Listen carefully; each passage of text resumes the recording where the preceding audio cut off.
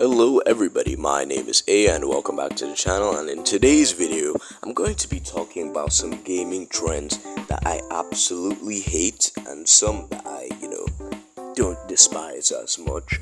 In a couple of years I feel like the gaming landscape is probably going to change either for the better or for the worse, because for the past 20 years in gaming we've seen the basic form basically change and change and change so many times that you could literally die. Yeah, you could literally die. So at the start of this video, I'm going to have to go with the battle pass system in games. Now, me personally, I think they're alright. They actually provide some other means for people to actually grind and keep playing the game. But sometimes battle passes are straight up just unnecessary in some games. Like if you have a single player game or a game that isn't PvP based, then tell me, what is the point of an actual battle pass within the game? Because it's in the name, battle pass. What other incentive or form of game needs a battle pass apart from PvP? Destiny has PvP and probably has a battle pass, but Suicide Squad killed the Justice League. Just make it regular skins you can grind for. And also, how is this game still existing? We actually have to be concerned. And the second one is skill-based matchmaking. Now, me personally, I've never really experienced this matchmaking system before. Well, I couldn't really tell I experienced it until one time I got steamrolled in every single Fortnite game I played. So I'm just going to say I hate it because everyone else hates it, I guess. And the next one I'm about to say actually makes sense, and that is requirement to actually pay for a subscription service to play online for consoles, because it genuinely doesn't make any sense. Listen, I understand that the cost of servers gets expensive, and obviously companies have to actually get compensated by the platforms they publish on, and that makes sense and all. Why don't they just make it a system whereby games with crossplay allow you to play for free? Now, I know many people look at me weird and say, but you want every single game that came out since 2020 to just be free online multiplayer? And my answer to that is literally yes, bro. Come on, dog. Come on. And the fifth point I'd like to bring up in this very courtroom, in front of all, can we get it to 1,000 views? All 1,000 potential viewers. Yeah, like and subscribe, please.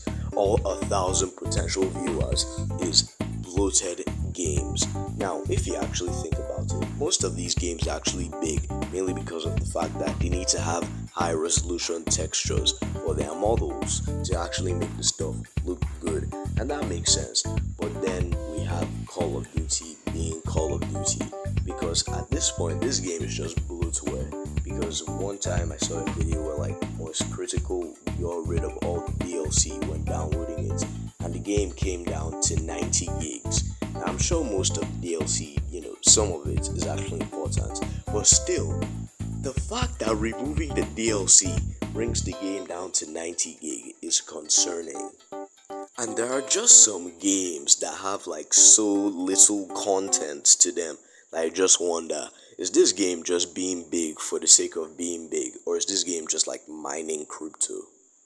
And the last but not least, the final point, ladies and gentlemen, thank you for coming this far. It's been a long journey, but we're finally here. And the last point I'd like to bring up is Nintendo and them being so stuck up on emulation. Nintendo, what joy does it bring you? Nintendo, what joy does it bring you knowing you successfully sued a man to near bankruptcy, all for the fact he tried to preserve a game you don't even sell anymore? In the Nintendo Museum, they literally use emulators.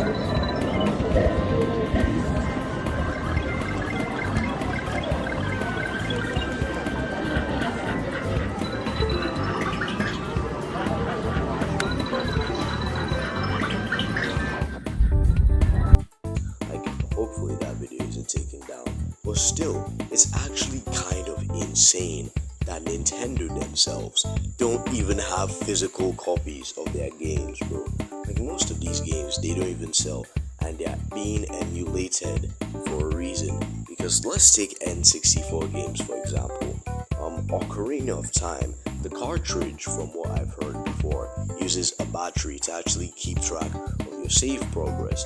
And we all know batteries, and we all know what happens to batteries after a long period of time. That's right, they cook themselves. So the reason most of these people actually emulate this stuff is to actually make the game last longer and longer and longer, because nobody wants to have to keep track of every physical version of the game when that physical version might end up spoiling one day. And most of these old games actually go for like high price markups if you try and look for them with other sellers on different websites like eBay. So like, yeah, Nintendo, please stop being against emulation. And yeah, that's the whole video.